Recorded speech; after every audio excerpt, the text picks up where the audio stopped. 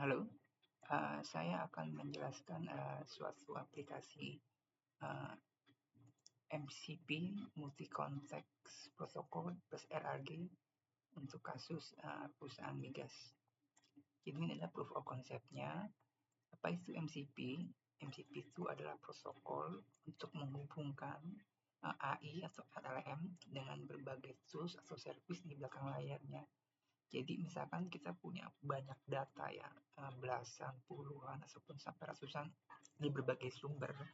Nah, kita bisa membuatkan suatu pipeline dan datanya kita ambil kita ambil pakai API. Nanti chatbot ini yang akan mengambil data yang ditugaskan untuk mengambil data.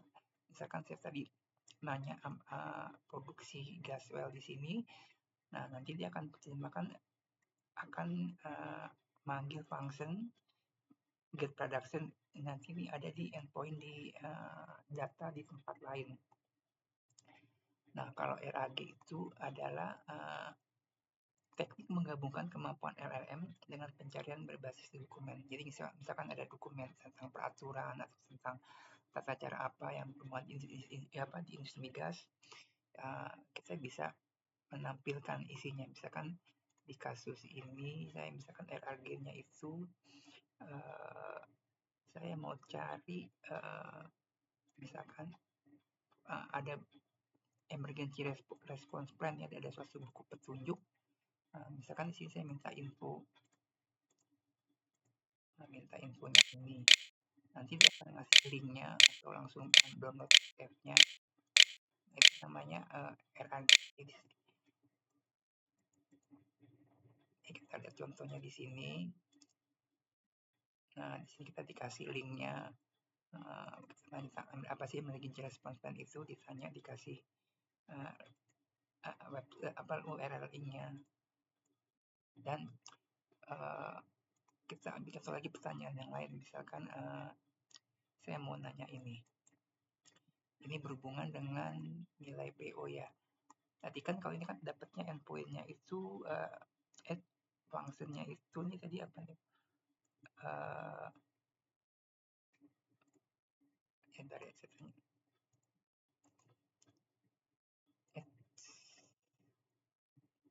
Nah, nanya tentang nilai PO. Nah, tadi itu statusnya ini get PO vendor compare. Jadi kita diarahkan ke endpoint yang berhubungan dengan data ini. Karena saya nanyanya yang tentang PO, dijawab sama dia. Ini jawabannya. Nah, misalkan saya mau tanya berapa ringkasan jumlah PO terbaru. Nah, konsepnya MCP itu ya seperti ini. Dia akan mengarahkan ke endpoint atau ke function yang sesuai dengan pertanyaan kita. Nah, itu namanya get PO status. Ini dikasih tahu bahwa PO status terbaru nih tercreate 14, yang disetujui 3, yang dikirim 8, yang udah subsub 5, cancel 0. Ini semua dapatnya langsung dari sumber utama ya. Sumber utama. Jadi di suatu perusahaan itu kan seringkali datanya itu kan terpencar ke belasan, puluhan, atau ratusan departemen, atau ratusan server atau apa. Nah, dengan adanya konsep MCP ini, dengan arsitektur yang seperti ini, kita bisa dapat ini datanya nih. Ini semua datanya ini kita bikin function aja di sini. Nanti function itu akan berbicara dia mau ngambil datanya dari sumber mana, dari PDF, apa CSV, atau dari API. Nanti kita tugasnya yang membuat function ini yang berlaku. Nah, setiap pertanyaan itu nantinya ada suatu namanya satu skema ya. Nah, ini sudah kita perlukan nama ini suatu skema. Fungsinya adalah kita memetakan pertanyaan sama parameternya di sini. Kita tanya kita tentukan parameternya apa aja. Nanti kita buatkan functionnya. Function implementasinya itu mungkin kalau kurang lebih seperti ini. Kalau contohnya itu karena ini berhubung POC, dan ini saya buat dalam bentuk MySQL aja ya. Datanya itu bisa kita implementasi, kita bikin di sini untuk mengambilin datanya. Oke, sekarang kita bahas arsitekturnya ya. ini dimulai dari front end ya, dari mulai front end, dia berhubungan dengan LLM-nya si siapa, ChatGPT atau OpenAI. Lalu di sini kita pakai HTTP service-nya. Ketika saya nanya kan, saya kasih contoh dulu. Misalkan saya menanyakan tentang sesuatu ya, tampilkan semua event NPT non-performing. Nah, ini saya tanya, dia langsung cari datanya nih, dicari datanya, lalu diproses sama si OpenAI-nya. Ini datanya kan dapat nih di sini dia dapat data seperti ini, terus sama dia diolah ditampilkan dalam bahasa manusia. Jadi selama September ini event NPT-nya ini ada 14 sampai 15 cementing nilai non performing time ya, maksudnya dia yang idle. Ini ada perbaikan BOP, ya, ini ada kerusakan, ada lumpur atau apa gitu, ada masalah cuaca, ini masalah kerusakan over value. Nanti datanya langsung dikasihin semua. Ini datanya data mentah ya, ini data mentah dapat dari sini kurang lebih, tapi sama si AI-nya langsung direspon menjadi bentuk ke bahasa manusia, dan dia juga bisa notalin ya. Total biaya untuk semua event NPC selama September adalah $2 juta sekian gitu ya. Nah, jadi konsepnya si NPC seperti itu, dia mencari memetakan pertanyaan kita ini, dicocokin ke endpoint yang mana, ke sumber yang mana. Ini kan di bagian roosternya nih, rooster toolnya dia nentuin di sini pertanyaan tentang apa tadi ini, tentang NPC diarahkan kemana, tentang PO diarahkan kemana, dia ditentukan sini, logiknya di sini. Bisa kita coba lagi ya, misalkan pertanyaan, misalkan datanya itu dapatnya dari time series, dapatnya dari IoT yang misalkan 1 jam aja misalkan ada puluhan ribu data ya. Misalkan saya ambil time series deh selama 3. Nah, ini kan datanya banyak nih, kita cukup ambil data mentahnya aja, nanti sama si AI-nya itu akan diterjemahkan ke dalam bahasa manusia.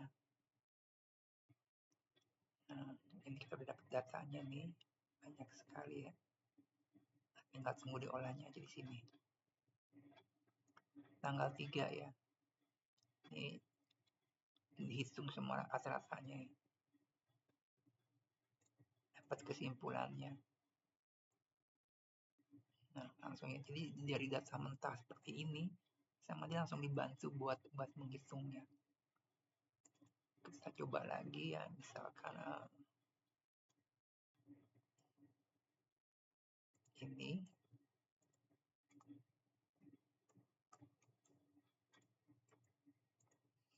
Nah, ini semua dipetakan nih, dapat namanya toolsnya tuh get time series. Dia ada start date-nya kan minta 1 September nih, 1 September sama dari jam 12 malam sampai jam 11 malam berikutnya, jadi 24 jam. Dilihat trennya perbandingan rata-rata 5 menit. Data menunjukkan bahwa airnya cenderung stabil. Nah, dia cuma dapat data mentahnya ini, langsung diterjemahkan. Nah, ini sebenarnya kita ngambil datanya dari dalam bentuk query ini. Kalau kita lihat ya codingannya di sini, ini semuanya query nih sebenarnya.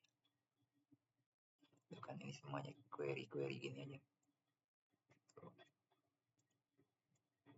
Query SQL.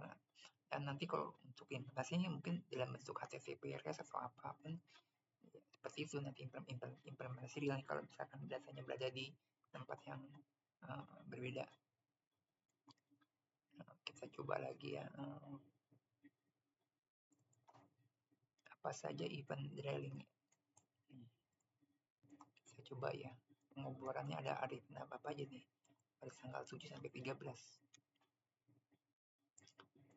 Ini kan dapat dari sini drilling app.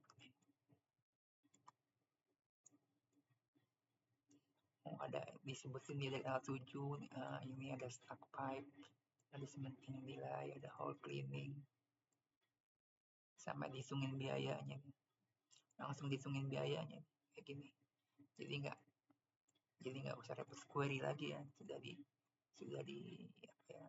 dibuatkan semuanya dalam bentuk data, sudah dibuatkan otomatisasinya di sini nih. Gabungan dari otomatisasi sama kemampuan LLM untuk menerjemahkan data mentah itu menjadi bahasa manusia. Nah, jadi enak kan kalau ini diimplementasikan di semua departemen, nggak hanya untuk dijelaskan. Jadi suatu kejadian real itu dapat diketahui langsung saat ini juga. Jadi kita nggak perlu nunggu data analis untuk memprosesnya, kita bisa langsung mendapatkan data mentahnya. Dapat data mentah terus langsung dapat dianalisa oleh si AI-nya ini. Oke, kurang lebih seperti itu. Ini dibuat dalam Go. Ini saya share di sini kodenya. Jadi kodenya itu dalam bentuk Go ya di sini ya. Ini saya share di sini. Juga dijelaskan tadi arsitekturnya tadi dijelaskan seperti ini.